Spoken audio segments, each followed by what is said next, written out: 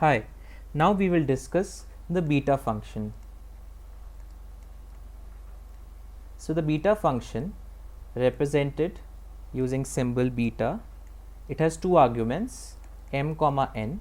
It is defined by the integral 0 to 1 x raised to power m minus 1, then we have 1 minus x raised to power n minus 1 dx such that m is greater than 0 and n is greater than 0. This integral is also known as the Eulerian integral of the first kind.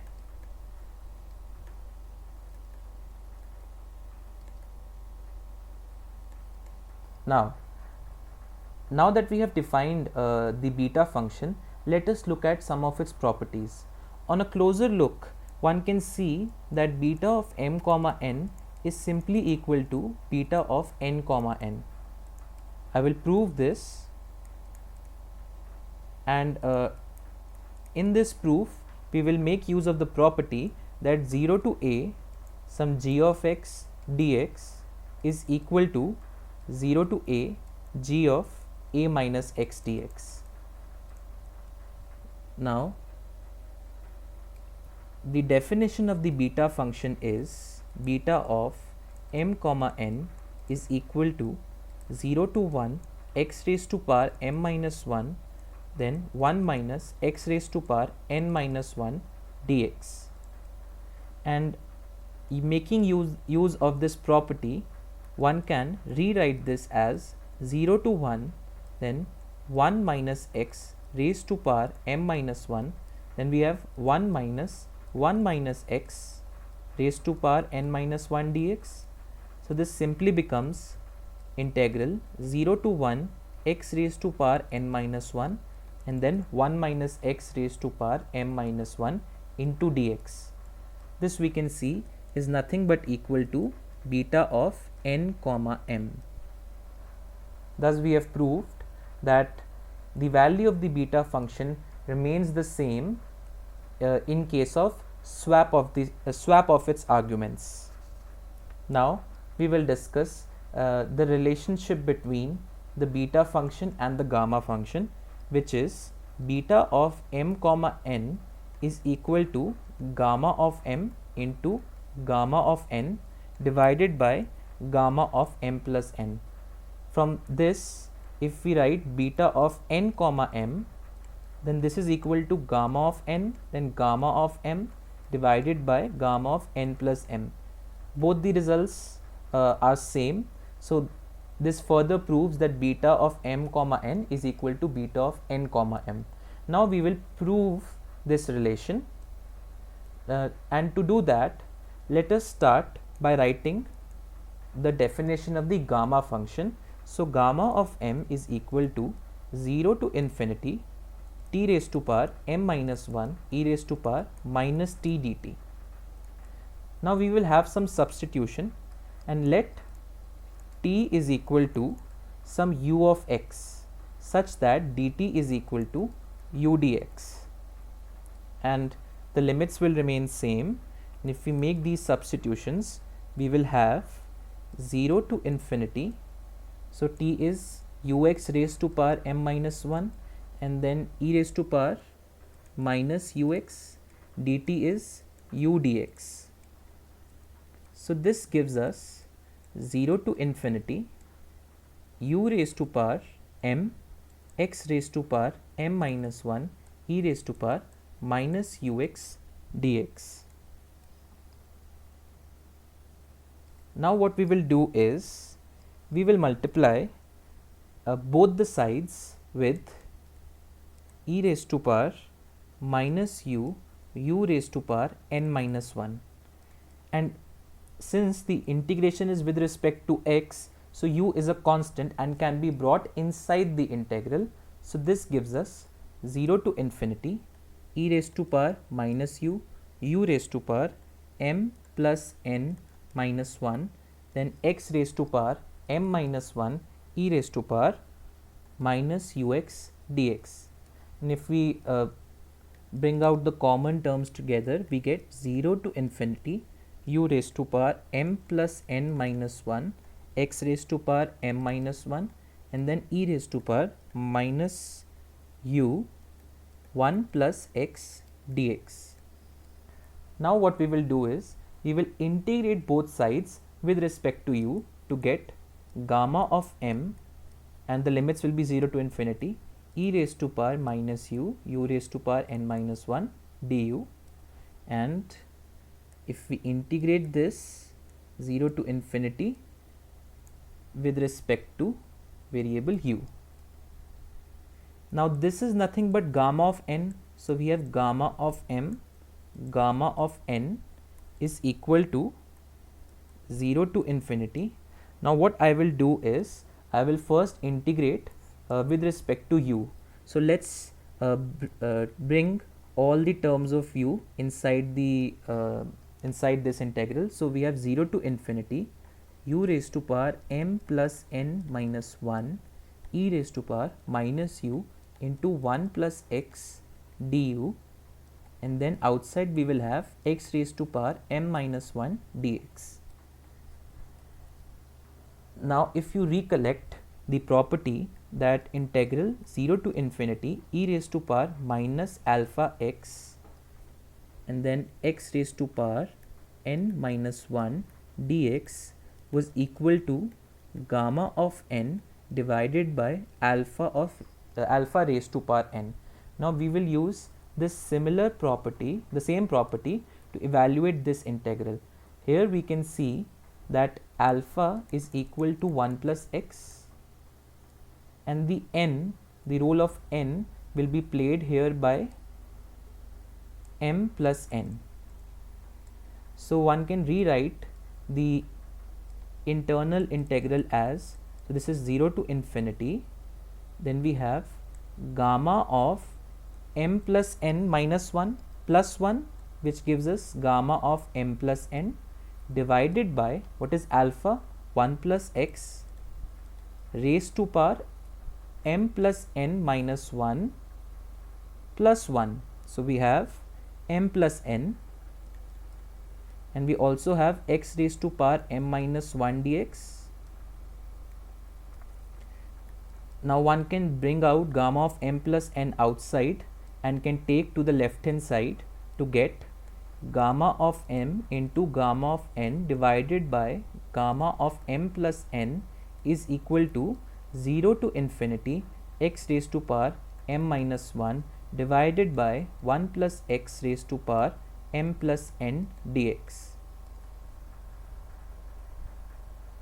Now as I've already mentioned, this is nothing, the left hand side is nothing but equal to the beta function. That means the right hand side if should be equal to beta function. That is what we are going to prove now, and you can see that this will also give us an alternate definition for the beta function. So let's do that. Now substitute 1 plus x is equal to t, 1 plus x equal to 1 by t, and if you differentiate this you get dx is equal to minus 1 by t square into dt, and one can write x in terms of t as x is equal to 1 minus t by t. What about the limits? At x equal to 0 t goes to 1, at x equal to infinity t goes to 0. So x can be written as 1 minus t divided by t raised to power m minus 1, dx is 1 minus minus 1 by t square into dt divided by 1 plus x is 1 by t raised to power m plus n. So the negative sign will reverse the limits to get 0 to 1. So we have 1 minus t raised to power m minus 1, and we can see here we have t raised to power minus m plus 1. We also have minus 2 and then plus m plus n dt. So this m gets cancelled and we are left with t raised to power n minus 1 and 1 minus t raised to power m minus 1 dt, integral 0 to 1, but this is nothing but beta of n comma m. but we have already discussed the property that it does not matter if you switch its arguments. So this is also equal to beta of m comma n. Thus we have proved that beta of m comma n is equal to gamma of m into gamma of n divided by gamma of m plus n, and we have also found out another definition for the beta function, which is equal to 0 to infinity x raised to power m minus 1 dx divided by 1 plus x raised to power m plus n. And the earlier definition we already know, this is equal to 0 to 1 x raised to power m minus 1 minus x raised to power n minus 1 dx, provided m and n they are greater than 0. Thus we have two definitions of the beta function. Now one can also define the beta function in another form. So we will make use of this definition first. So let me write beta of m comma n is equal to 0 to infinity x raised to power m minus 1 dx divided by 1 plus x raised to power m plus n. We are going to break this integral into two parts, from 0 to 1 x raised to power m minus 1 divided by 1 plus x raised to power m plus n dx, and then 1 to infinity x raised to power m minus 1 dx divided by 1 plus x raised to power m plus n. Let's first evaluate this integral. So we have I is equal to 1 to infinity x raised to power m minus 1 dx divided by 1 plus x raised to power m plus n. Now what we are going to do is we going to substitute x is equal to 1 by t. So this gives dx is equal to minus 1 by t square into dt. And what about the limits?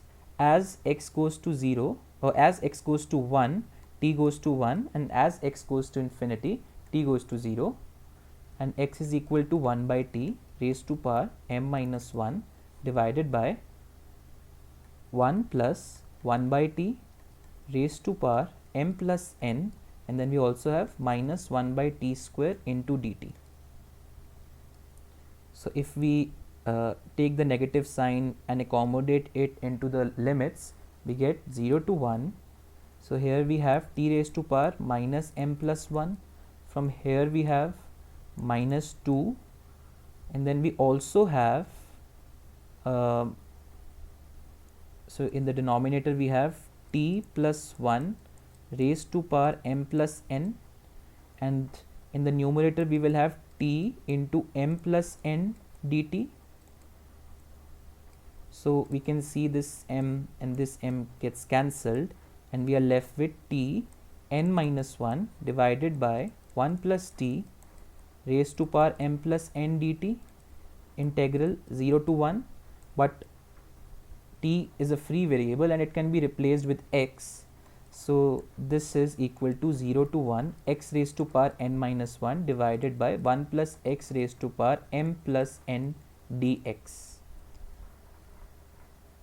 And one can rewrite from here that beta of m comma n is simply equal to 0 to 1 x raised to power m minus 1 plus x raised to power n minus 1 divided by 1 plus x raised to power m plus n dx.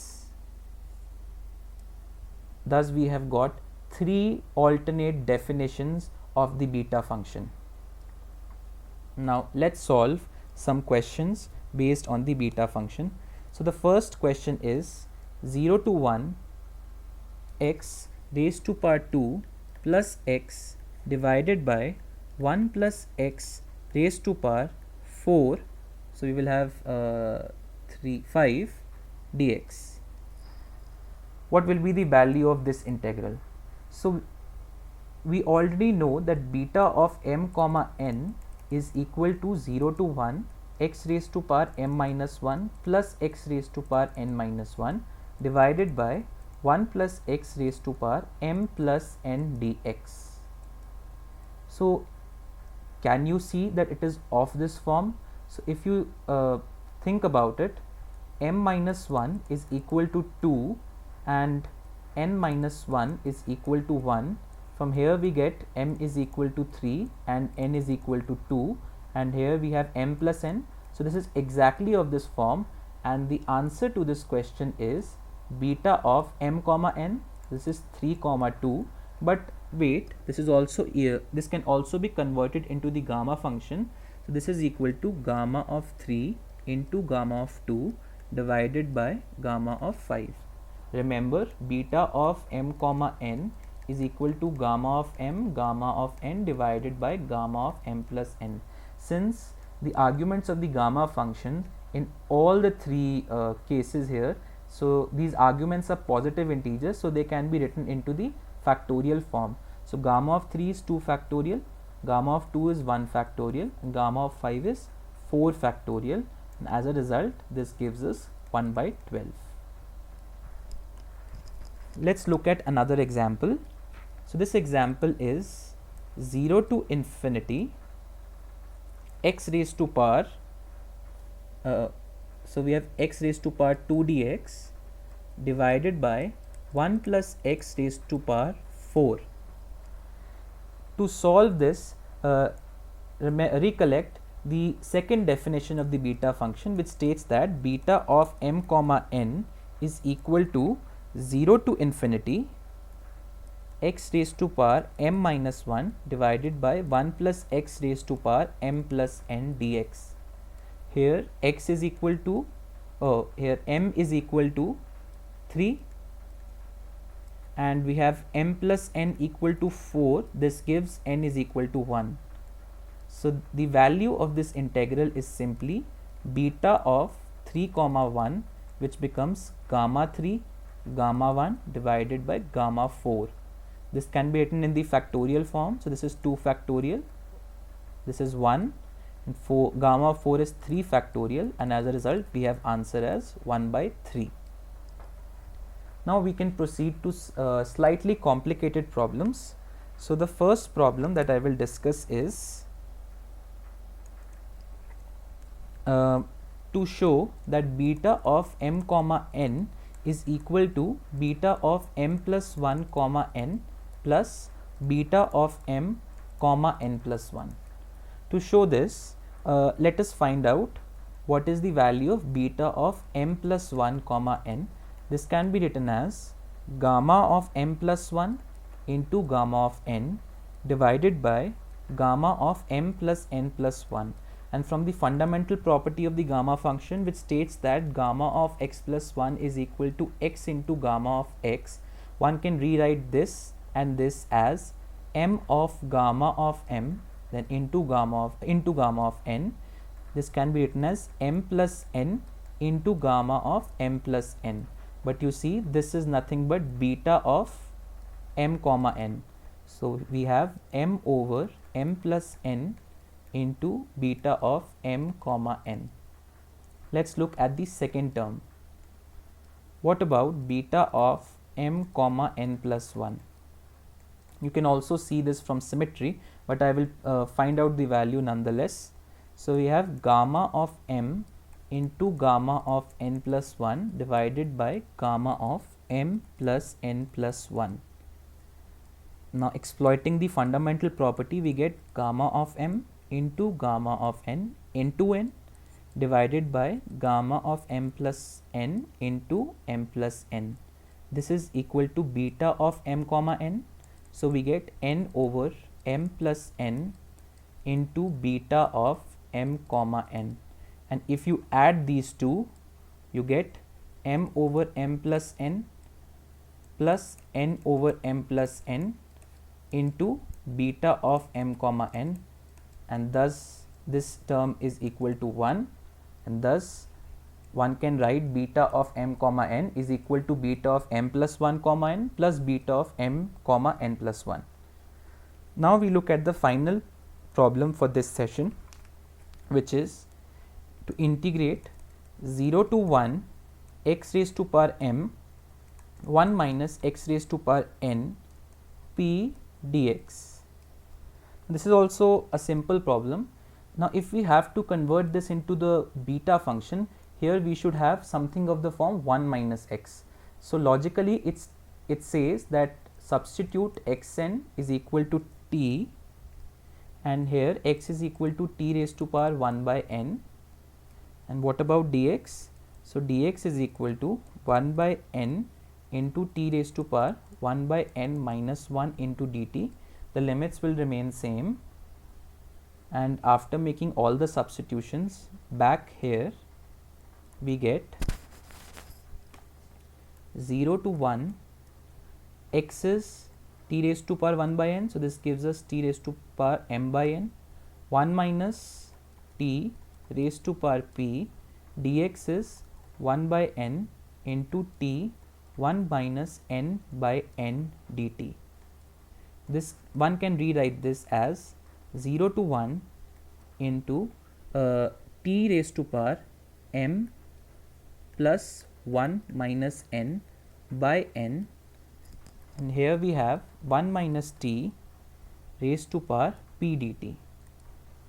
And if we have to convert this into the beta form, we have to write this as t m plus 1 by n minus 1 and 1 minus t raised to power p plus 1 minus 1 dt. So this is nothing but equal to beta of m plus 1 by n comma p plus 1. I have also forgotten to write this 1 by n. So this will come outside, 1 by n, and finally 1 by n. So this is the answer corresponding to this integral, and here I conclude this session. In the next session, we will discuss more problems based on beta function and an important integral, which is 0 to pi by 2 sine raised to power p theta cos raised to power q d theta. How to evaluate these kind of integrals? They basically can be converted into the beta function, and based on them several interesting properties emerge. Thank you so much.